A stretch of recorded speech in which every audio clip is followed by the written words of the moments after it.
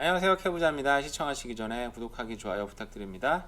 네, 부동산 전문 기자가 쓴 글인데요. 부동산 시장이 2020년과는 정반대의 시장으로 가고 있다라고 올렸습니다. 이게 어떤 부동산 모기지 브로커랑 인터뷰를 하고 그 내용을 간추린 건데요. 한번 보도록 하겠습니다. 지난 2년간에 지금 엄청난 시장이 있었잖아요. 근데 이게 도심 지역뿐만 아니라 도심 외곽 지역에서 엄청난 상승장이 있었습니다만 이런 시장이 지금 빠르게 식고 있다는 얘기를 하고 있습니다. 그리고 2월 달에 피크를 치고 나서 올해 6월 달 같은 경우에는 지금 모기지 브로커 같은 경우는 지금 그때부터는 확연하게 지금 모기지 서류 자체가 지금 엄청나게 줄었고 가격이 많이 떨어지다 보니까 사람들이 좀 쇼킹한 상태로 지금 가고 있다라고 얘기를 하고 있고요.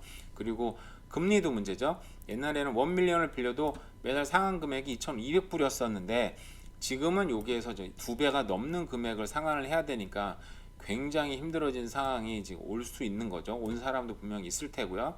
그 밴쿠버 같은 경우에는 지금 시내뿐만 아니라 시외곽 지역에서는 그때 엄청나게 상승이 많았었지만 지금은 예를 들면 칠레역 같은 경우에서는 25%씩 지금 하락이 나오고 있다고 합니다.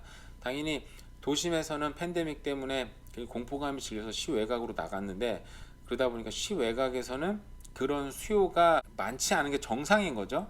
그 시장이 지금 정상적으로 돌아오다 보니까 시외곽에 정말 많이 올랐던 가격들은 거기 맞춰서 좀 떨어지는 게 어떻게 보면 정상일 수 있는 거고요. 그리고 시내는 그동안 많이 올리지 않다 보니까 오히려 좀 덜 떨어지는, 그러니까 메트로 밴쿠버 같은 경우는 어떻게 보면 시외곽보다는 상승률이 적었지만 지금 하락률도 적은 상태고요. 프레이저 밸리 같은 경우는 메트로 밴쿠버보다는 조금 상승률이 높았지만 조금 떨어지고 시외곽에 좀 더 심한 현상이 지금 자연스럽게 나타나고 있는 것 같습니다. 그러다 보니까 기대 심리나 그리고 금리도 많고 그리고 여기서는 바이어도 좀 지쳤다고 표현했거든요. 번아웃 됐다고. 너무 비싸다 보니까 그냥 렌트를 지금 사는 부분이 많이 있는 거죠. 그러다 보니 투베드룸이 3,000불, 그리고 예전에 3,000불이었는데 지금은 3,400불씩 된다. 엄청나게 비싼 거죠. 그죠? 살기가 쉽지 않은 부분이 있긴 한데, 그래서 이런 시장들은 2020년과는 정말 정반대로 시장이 일어나고 있다, 가고 있다라고 얘기를 하고 있고요. 올 6월 달에는 모기지 어플리케이션 자체가 50%가 떨어졌다고 합니다. 이 사람 모기지 브로커다 보니까 시장을 봤을 때 이제 문제가 거기라고 생각을 한다고 해요.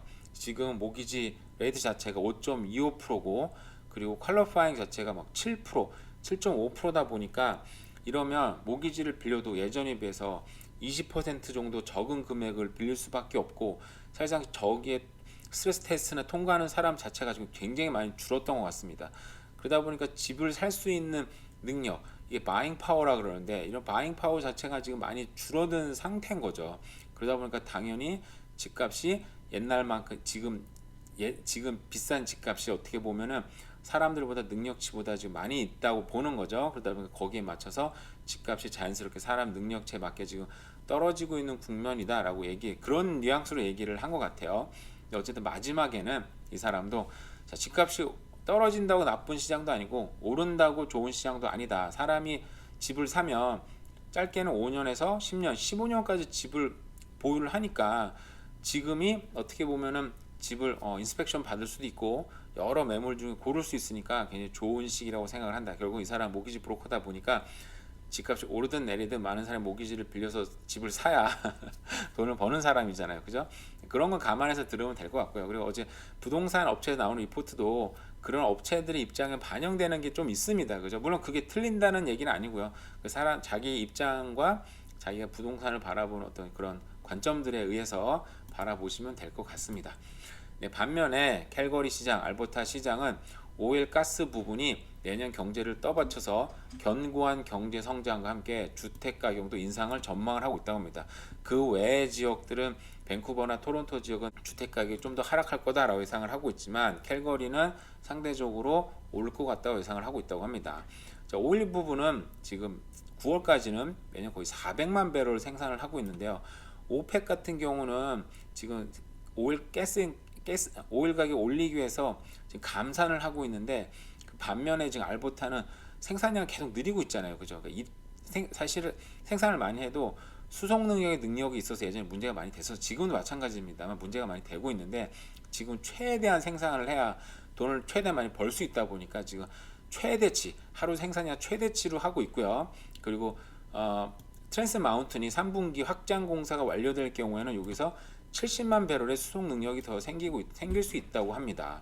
그러니까 지금은 좀 그렇지만 중국이 많이 경제가 좀 더 좋아지고 경기 침체를 지난다면 어떻게 보면 오일 그 소비력은 좀 더 증가할 수 있다면 아무래도 가스 가격이 지금보다는 현 상태 유지한다든지 아니면 어떻게 보면 좀 더 오를 수 있겠죠.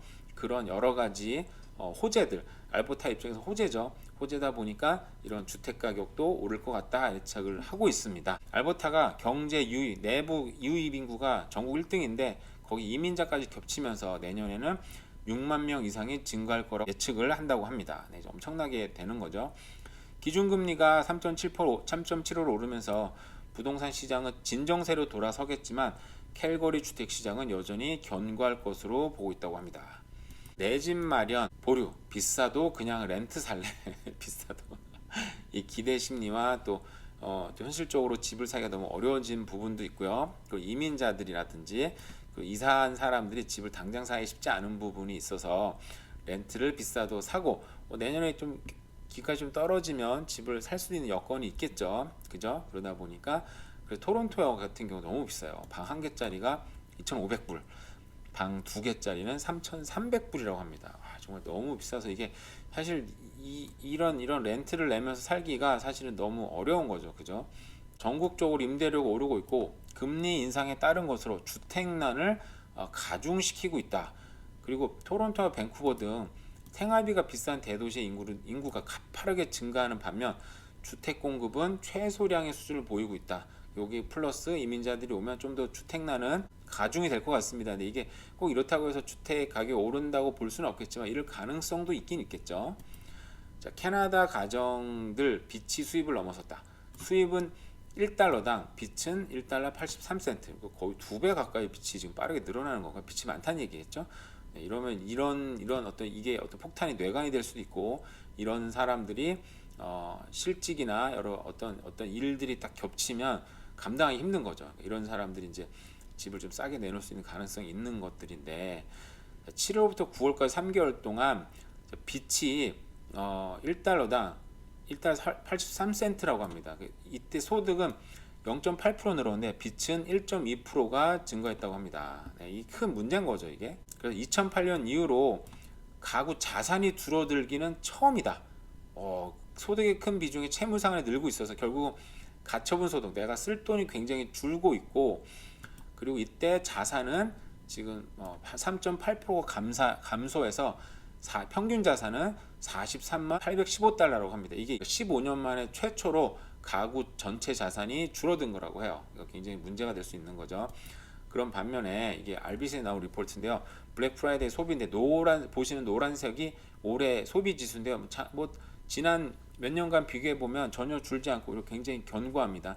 결국은 나만 돈이 없고 다른 사람들은 여전히 돈이 많은가 봐요. 그래서 소비는 굉장히 강하다. 미국도 그랬어요. 미국도 블랙 프라이데이 소비가 굉장히 세다고 나왔는데 캐나다도 여전히 소비는 강하다. 고령화로 인력난 문제가 심각하다. 자, 2010년 이후로 캐나다 주민 140명이 은퇴를 돌입했다고 합니다. 사진을 보면 제가 익숙한 사진이긴 한데 노인분이 있는데 지금 딱 보면 나이가 80에서 90 정도 돼 보이는데 그 옆에 있는 딸도 60, 70 된 것 같아요. 그래서 이게 문제예요. 이게 노인분들을 보살필 수가 없는 거예요. 왜냐하면 본인도 늙었고 힘들어졌는데 보살필 수가 없으니까 시설에 와야 되고, 여기는 뭐 같이 부모랑 같이 사는 그런 문화가 있지는 않으니까. 근데 이런 분들도 은퇴를 하고 집이 필요하고, 이런 분들도 은퇴를 해도 집이 필요하고, 주택난은 사람이 죽지 않으니까 주택난이 좀 더 가중되는 부분도 있고요.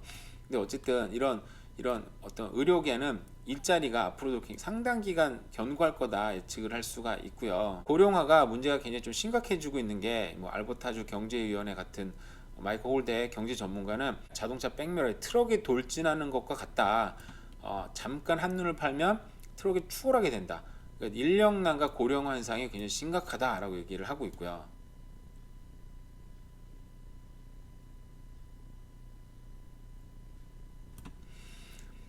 그래서 알버타주 같은 경우는 현장 인력이 부족해서 호주까지 가서 일손을 구하고 있고 고참 인력이 점점 줄어들고 있다라고 얘기를 했다고 합니다.